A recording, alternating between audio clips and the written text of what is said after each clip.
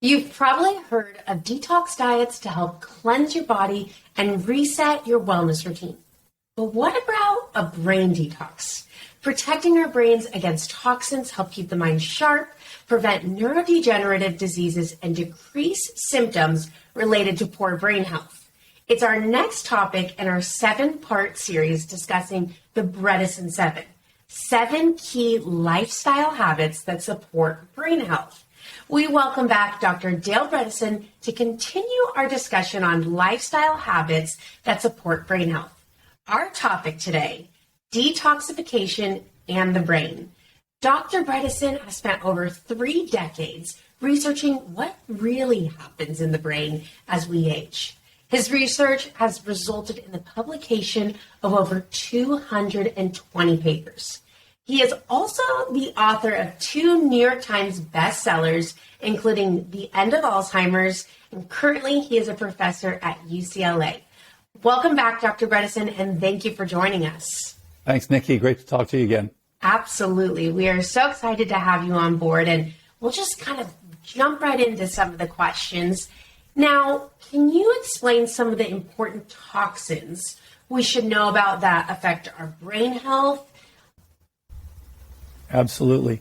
There are 3 different major groups of toxins that affect brain health.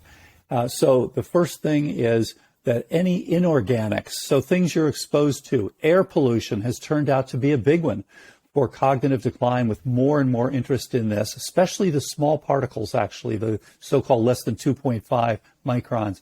And then the other thing is the second piece, so things like, air pollution and mercury. So another one that many of us are exposed to because of these old-fashioned dental amalgams. Now, some people don't have problems with those, but other people, especially the ones that are broken or leaking, can give a real problem with inorganic mercury, whereas organic mercury is more from seafood. The second group of toxins are the various organics, and that's glyphosate, toluene, benzene, acrolein, formaldehyde. All of these things can be a problem from various exposures. That can be from things like not completely combusted gasoline and oil products. It can be from, of course, exposure to glyphosate, which virtually all of us are exposed to. And it can be from poor detox ability and so forth and so on. And then the third big group are the biotoxins. And those are things that are made by organisms. And the big ones there are mycotoxins, so the ones that are produced by mold species. And the big problem, of course, is that we are, most of us, living in mold food. If you're living in a home that has ever had wet wood or has ever had water intrusion, then you may have a mold issue. And it's not all molds. It's mainly 5 different molds that will produce things that can actually damage your brain. That's Stachybotrys, which is the toxic black mold, Aspergillus, Penicillium, Chaetomium, Wallemia. And so these can produce various mycotoxins, trichothecenes, ochratoxin A, gliotoxin, things like these. These are all things that can affect not only your brain, but can also affect your immune system as well, and other systems. So those are the 3 major groups of toxins that we have to worry about. Okay, thank you for clarifying that. This seems like such a relevant conversation right now. I'm in California, and we're getting this influx of all this rain, and I can imagine that, like you mentioned, the wooden floors and getting, filled with water can be creating some of this mold issue. This is a huge issue, no question. And people have seen there is more mold-related disease after, for example, hurricanes.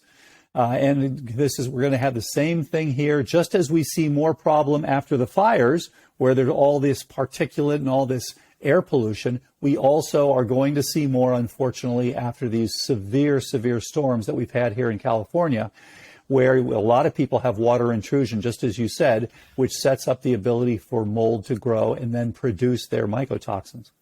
Yeah, well, I'm glad we're talking about this now. And since we're speaking about water, do you recommend a certain filtration system or where to source water, whether that's for drinking or even in our showers? Yeah, it's a good point. And some people use whole house filtration systems, which is fine. And others use more drinking water. For example, we use something called AquaTrue for our drinking water. Now, one caveat for everyone to know, if you use one that does remove the ions and does remove the minerals, you need to add those back, because otherwise you can get depleted of things like potassium and magnesium. And just from our diets, most of us are a little bit deficient in a couple things: magnesium, zinc, iodine, choline, and potassium. Those are kind of the big five that we are deficient in. So just be careful about that. And yes, when you think about detox, what you have to remember is your body has systems that are moving things out by every ability possible. So your skin cells are literally moving out all the time. Your sweat glands are moving things out all the time. Even in your brain, you are moving out, and you are having what's called the glymphatic system that moves waste out. You also have this recycling system, which is autophagy. And so for detoxing, you want to activate both of those systems. Same thing for elimination. Your microbiome, you are changing that over time. You want to have appropriate elimination, which is why high fiber diets are so important in detox. Again, helping you to move things out. Filtered water, clean water, again, helping to move things out. All of these things are critical. And this is, again, why sweating, things like sauna and exercise, followed by Castile soap or a non-toxic soap to help wash away these things that have come out with the sweat. These are all working together to minimize your toxic burden. Great suggestions. And I think right now the saunas are getting a lot of notice in the news. A lot of people are using those. So that sounds like it's a fantastic, way to incorporate this detoxification on a regular basis. Now, what about eating? So for instance, fiber. Can you differentiate between both fibers and examples of fibers and how that's supportive for detoxification? Yeah, it's a great point. So people have to remember, we have to remember that there's both insoluble and soluble fiber. So when you take fiber, when you drink it, for example, as a supplement, that's soluble fiber, but you need both. And I thought Dr. Lustig did a good job of pointing out that, the insoluble fiber is kind of like the patches, it's almost like putting a Band-Aid on your gut. But there's still going to be small holes there. And then the soluble fiber are more like the mortar. It's almost like bricks and some mortar you're now patching in. So together, they do a fantastic job. But it's important, again, to have both. And what these do is these minimize the absorption. It keeps your gut nice and healed over. And it also interacts with and helps move out. So you're now, again, everything moving out from skin, from your brain, from your gut. From sweating through your skin, all this, that's the goal, is to keep this moving along so that you are moving those toxins out. And that's why we always suggest that the best way to go is to have a plant-rich, which is therefore high in fiber, plant-rich, mildly ketogenic diet, high in vegetables, and low in simple carbs, especially as close to zero as possible for simple carbs, and intermediate in protein, so that you can get into mild ketosis, which again helps for optimal cognition.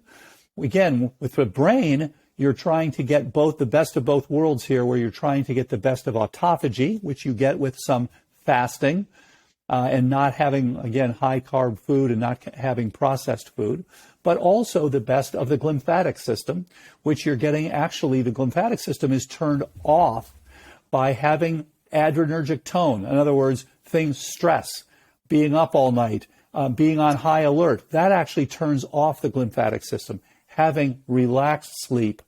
And it's a good idea to check your deep sleep and to check your REM sleep and to check your oxygenation during sleep. All those things are good. So you want the 7 to 8 hours, but you also want the high quality sleep.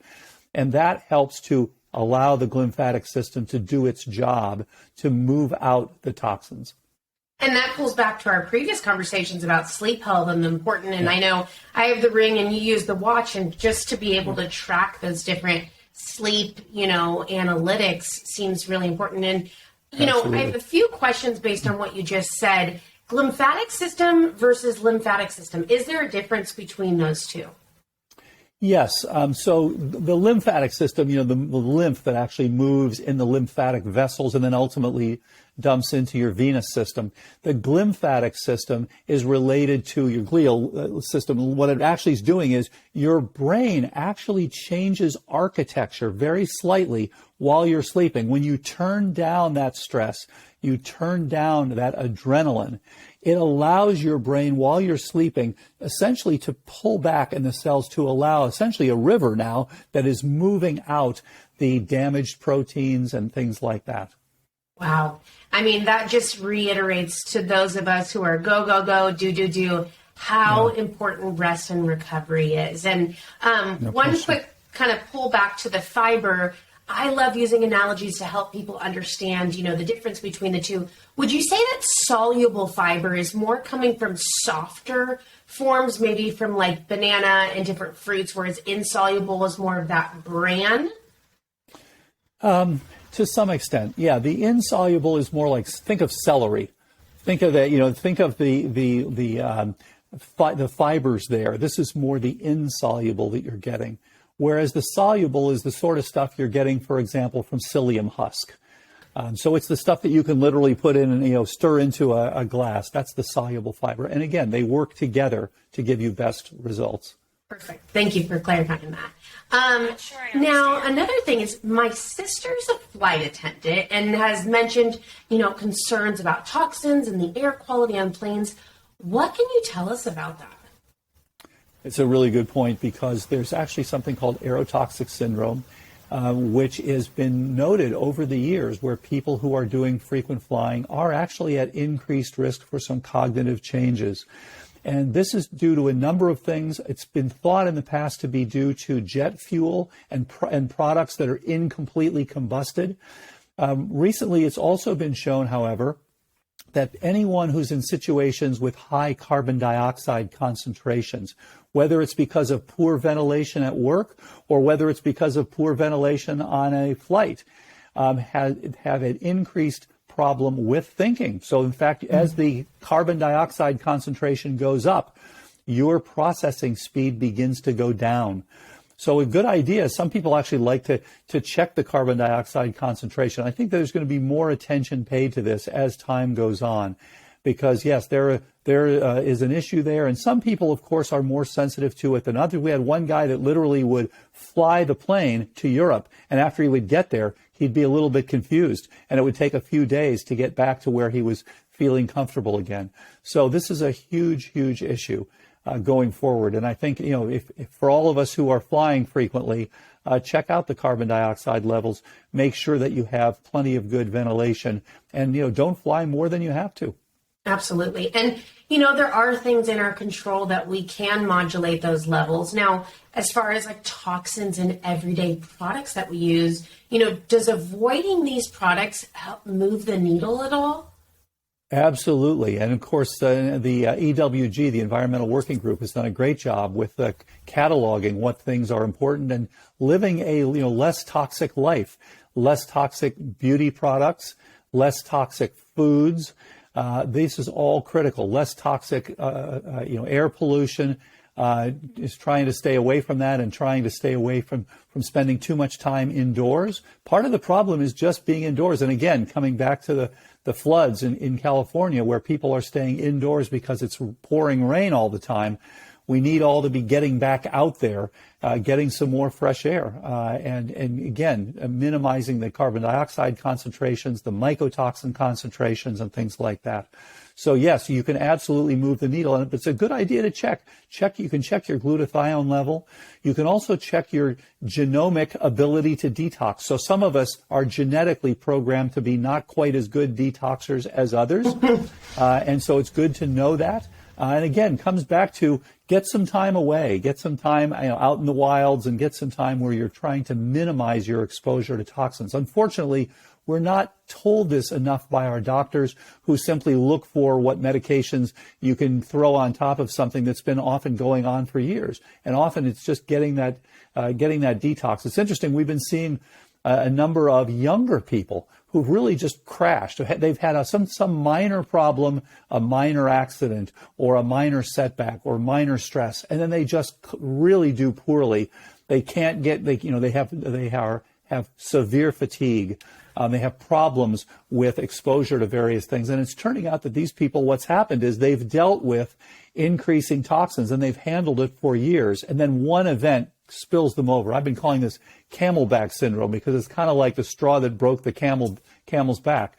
But whatever, please check to see what your toxin status is. You can check very easily. You can check with an ERMI score for your home to see whether you have a lot of exposure. You can check your urinary mycotoxins.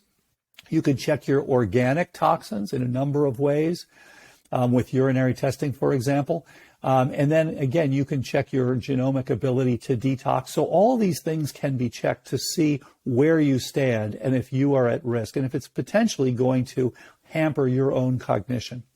I'm glad you mentioned this because I grew up, spraying air fresheners and the toxin-filled makeup and, even car fresheners, so many different things that we are consuming and bombarding our lives with all these toxins. But nowadays, there's so many things available, household cleaning products, makeup now that are toxin-free. So there is a lot out there. And you mentioned the genomic kind of factor, and one that I'm familiar with is the MTHFR. Is there another one you might be referring to or something else that individuals can go check, whether with their doctor or physician, to see what their genes look like?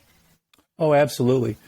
So there are all the enzymes related to glutathione, so glutathione peroxidase and glutathione S-transferase, for example, number 1 and 2. So there are multiple genes that are important. There are also sulfation. There's also cytochrome P450. So these are all different parts. You mentioned the methylation, which is a very common one, and very common for SNPs, as you mentioned, so that you can have a reduced ability to detox with MTHFR. There's also MTRR, and so there are a number of these that are critical for detox. Okay, good to know. And coming back to food a little bit, what about detox diets? Are they safe? Would you recommend them? Absolutely. And I think, all of us should be, to some extent, eating detoxifying diets much of the time. So it starts with, again, high fiber, and then crucifers, things like Brussels sprouts, cabbage, broccoli, that are so, that are so helpful for in multiple ways for detoxification. And then, getting your high polyphenols helpful as well. And so, there are multiple things, and the diet that we use, the Keto Flex 12-3, is one that can be helpful for detox as well. And then, of course, there are things that you can add and things that you can supplement with, things like liposomal glutathione, things like sulforaphane, things like that can be very helpful for detox. And then again, you can check to see your levels to make sure that you're doing well. Great. And it sounds like your explanation of detox diets is a little bit different than, the mainstream where it's you drink this skinny tea and, all this miracle stuff happens. You're more referring to eating a plant-rich, high vitamin, antioxidant diet that's going to aid your body in that detoxification. Yeah, that's correct. And, you're right. There are these things where you can do, you can do some smoothies and things like that for short periods of time. Fine, that's great. And, get, anything that kind of helps you to have in a period of fasting. And no question, fasting is another helpful part of detox. We always say, though, be careful. If you are frail, if you're underweight, you can hurt yourself by, with too much fasting. So, it depends on your aging. It depends on your body type. It depends on your underlying detox. Be careful. People who are rushing themselves in with too much fasting can actually go backwards. So, ease into it. Make sure that your body is handling it well.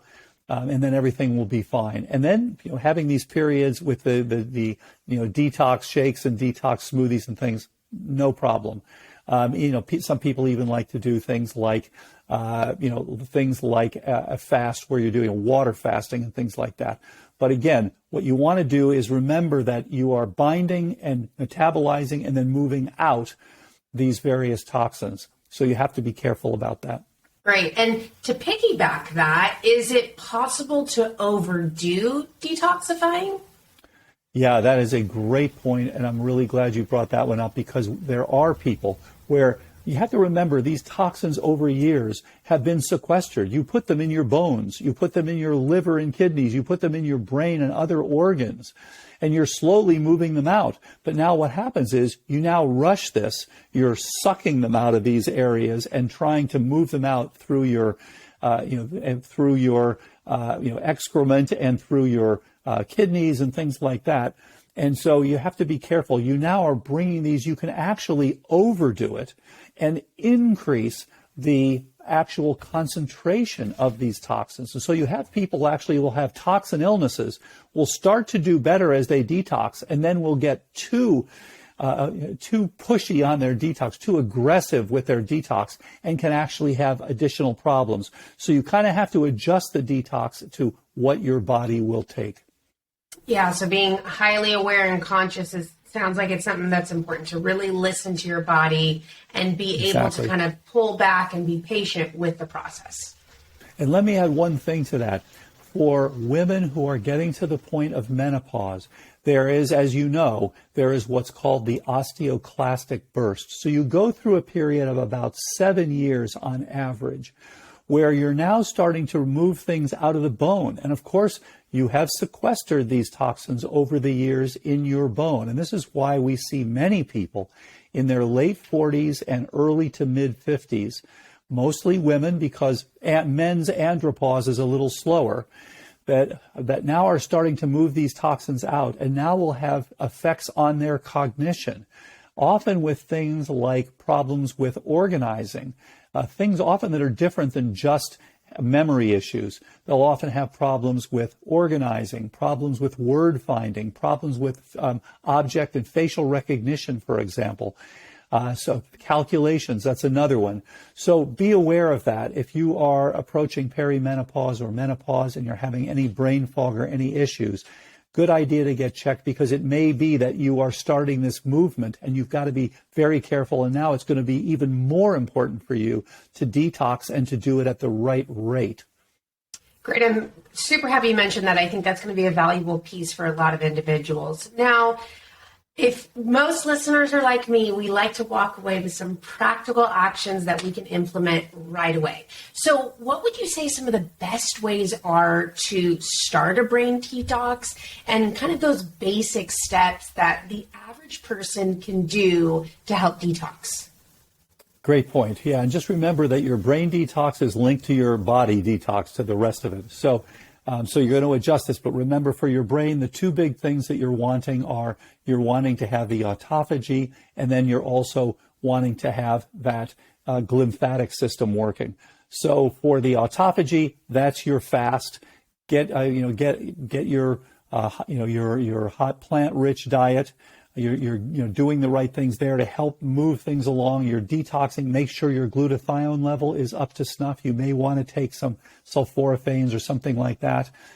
Make sure that you are in a good detox mode. Make sure that if you are, as you mentioned earlier, the MTHFR issue, that you've got your detox parameters working. And then you want to do your fast, work up to the fast. Don't make it so that you have a super long fast. Again, if you're frail, if you are underweight, be careful about that. But that's going to help you. And then make sure that you are relaxed. That may take some, whatever you like to do during the day, whether it's Shinroku or, music or deep breathing or yoga, meditation, whatever you like. There's even vagal stimulation that some people like to do, whatever it is, to tune down that adrenaline, tune down that noradrenergic and adrenergic system, which allows your glymphatic system to work better. Make sure you're getting enough sleep at night. Make sure you're getting enough deep sleep. And by the way, it's that deep sleep that is the most important time for detox. So if you're less than an hour of deep sleep, then you're not detoxing optimally. Then make sure you're getting some sweating going. And whether you like to do this through jogging or whether you like to do it through playing pickleball or tennis or what have you, biking, whatever, or whether you like to do it with some saunas, and then get those toxins out, and then use some non-toxic soap like Castile soap, for example. Get rid of those toxins that have come out. And then get on that KetoFlex 12-3 diet that we recommend, so that you've got high fiber and you're removing it that way. So now you've got things moving out in all ways. Get the filtered water, so you're now also moving it through your kidneys. One of the things, interestingly, suggested by Dr. Pizzorno, who's an expert in toxins, and I highly recommend his book, The Toxin Solution. You can increase essentially open your vasculature, increase your nitric oxide by things like beetroot juice. So that's now helping your kidneys to do better in their overall filtration, getting more moved through your kidneys. As you know, chronic kidney disease, one of the major problems in this country. And of course, on the liver's part of the detox, it's the so-called NASH, the non-alcoholic steatohepatitis, now also called NAFLD, that is, again, so prevalent in this country. So getting optimal liver function, kidney function, and then helping your brain to move those toxins out, huge, and can be helpful to everyone.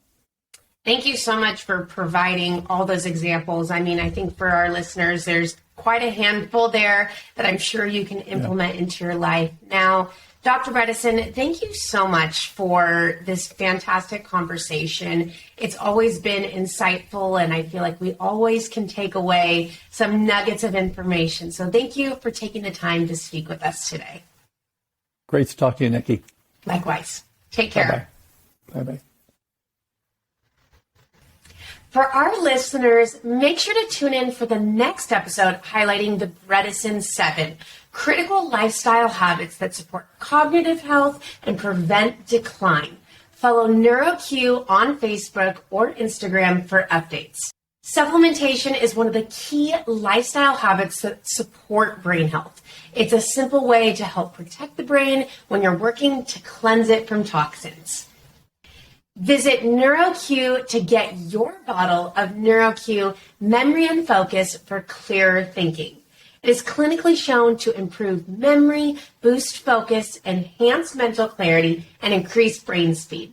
NeuroQ Memory and Focus is also available at thousands of stores across the United States, including Sprouts, Whole Foods, Natural Grocers, Fresh Thyme, Mother's Market Kitchen, and Clark's Nutrition.